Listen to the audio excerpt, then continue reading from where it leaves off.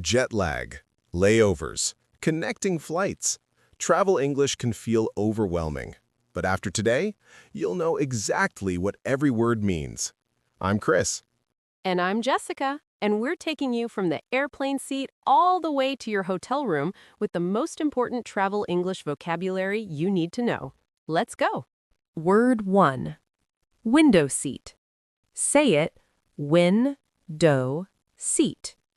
meaning the seat right next to the window. Example, I always choose the window seat so I can watch the city disappear as we take off. Window seat. Window seat. And this is a topic I have very strong feelings about. Window seat is objectively the best seat on the plane. The views, the wall to lean on, the feeling of watching clouds go by, nothing beats it. I book window seat every single time without even thinking. Okay, but hear me out. Word 2 agrees. Word 2. Aisle seat. Say it, I-O-seat, meaning the seat next to the walkway. Easy to get up and move. Example, she booked an aisle seat because she knew she'd need to get up several times during the long flight. Aisle seat. I-O-seat. An aisle seat is perfect if you like stretching your legs, walking around, or going to the bathroom without climbing over two people, which for me is very necessary on long flights. No judgment at all. We all have our needs. But whether you're window or aisle, at some point the pilot is going to announce word 3. Word 3. Turbulence. Say it, tur-bu-lence, meaning when the plane shakes and bumps because of air movement. Example, the pilot warned us about turbulence over the mountains, so everyone fastened their seatbelts. Turbulence. Tur-bu-lence. And I want to say this clearly, turbulence is completely normal and planes are absolutely built to handle it. The pilot will say, "We're expecting some turbulence, please fasten your seatbelt." And you just breathe, stay calm, and hold on to your snacks. I used to be really scared of turbulence, and now I just eat through it. And that is character development right there. Now, if you need anything during your flight, you ask word 4. Word 4. Flight attendant. Say it, flight-a-ten-dunt, meaning the crew member on the plane who helps passengers. Example, I asked the flight attendant for an extra blanket because it was so cold on the plane. Flight attendant. Flight-a-ten-dunt. They bring your drinks, help with your bags, explain safety instructions, and honestly, they work incredibly hard. So always be kind to your flight attendants. Always. And all of the staff on the plane together are called word 5. Word 5. Cabin crew. Say it, cab-in-crew, meaning all the staff working inside the plane. Example, the captain said, "Cabin crew, please prepare for landing," and the flight attendants quickly collected all the cups and trash. Cabin crew. Cab-in crew. Flight attendants are part of the cabin crew, it's just the official name for the whole team. You'll hear things like, "The cabin crew will now prepare for landing," and now you know exactly who that means. And sometimes your journey isn't just one straight flight. Sometimes you have a stop in the middle, which is word 6. Word 6. Layover. Say it, lay-o-ver, meaning a stop between two flights. Example, we had a 6-hour layover in Amsterdam, so we left the airport and walked around the city center. Layover. Lay-o-ver.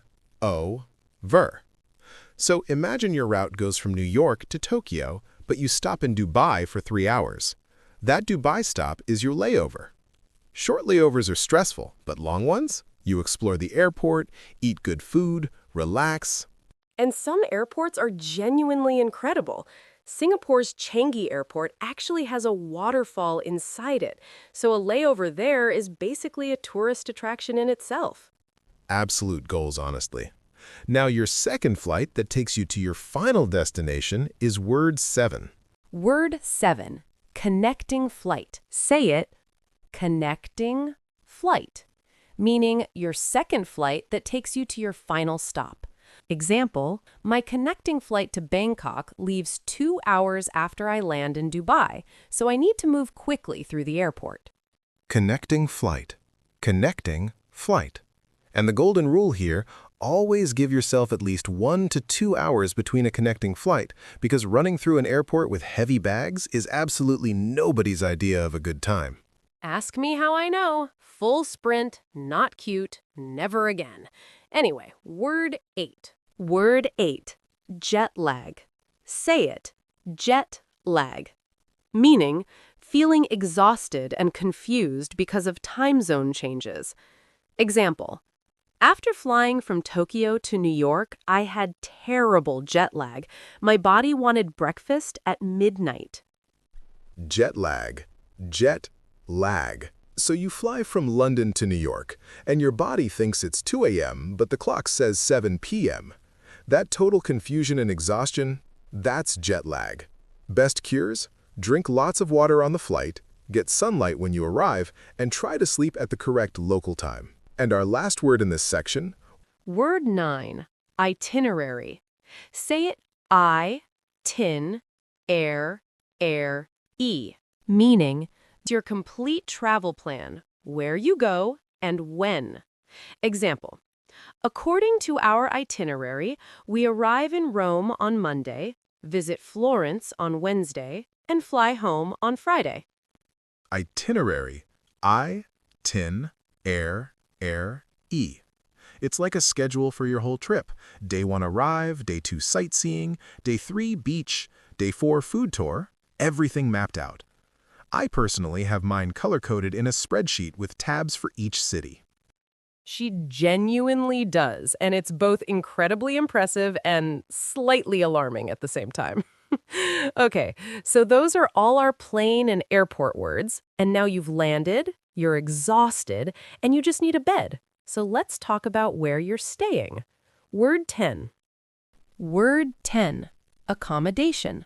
Say it, a-com-o-day-shun, meaning any place you stay during your trip. Example, we haven't booked our accommodation yet. We're still deciding between a hotel and an Airbnb. Accommodation. A-com-o-day-shun. Hotel, hostel, Airbnb, guest house, it's all accommodation. It sounds fancy, but it simply means, where are you sleeping tonight? And that's a wrap on today's travel vocabulary. Let's do a super quick recap. We covered window seat, aisle seat, turbulence, flight attendant, cabin crew, layover, connecting flight, jet lag, itinerary, and accommodation. 10 words that will make your next trip so much smoother. Now here's your challenge. Pick 3 of these words and write your own example sentence in the comments. We read every single one. And if this episode helped you, share it with a friend who's planning a trip. They will thank you later, we promise. See you in the next episode. Safe travels, everyone. Bye!